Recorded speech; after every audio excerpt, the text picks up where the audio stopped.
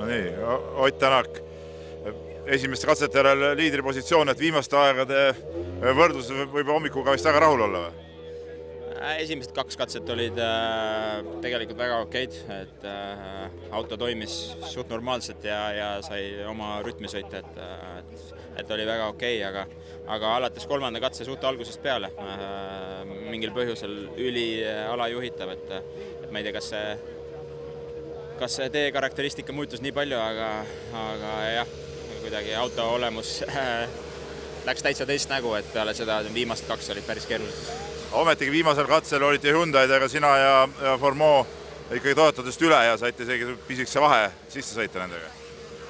Ma ei tea, ma sain aru, et Ogi ja Taka olid ikka kiiremad. Ja, no ütleme võrreldes seal Rompera nendega, et seal lõpuks on mingi 7-8 sekundit on vahet, et kahekesi juhite seda mängu praegu. Jah, ma ei tea, ma ei ole aegu neid. Kas võib siis öelda nende katsete põhjal, et Hyundaile ikkagi praegu see asi nagu sobib ja need teed sobivad, et ei ole sellist vahet võrreldes Toyotaga nagu eelmiste rallidel on olnud?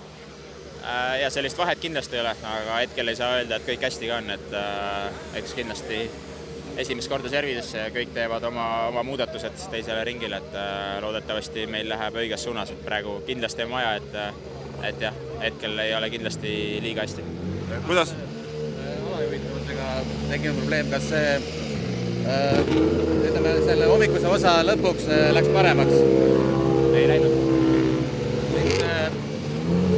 Mida pärast nüüd järgmistes katsetes kordas läbimistes vaatad, et kui palju seal teeolud muutuvad? No ilm on soe, kindlasti kuivab omajagu, et me viimasel katsel proovisime ühte kõva rehvi, aga see ei olnud kindlasti hea mõte, et see oli ikkagi väga niiske veel, et eks näis, mis peale lõuna toob. No kuidas rehvid tervikuna nüüd töötanud on? Sa eile ütlesid, et rehvidega võib see raskeks minna.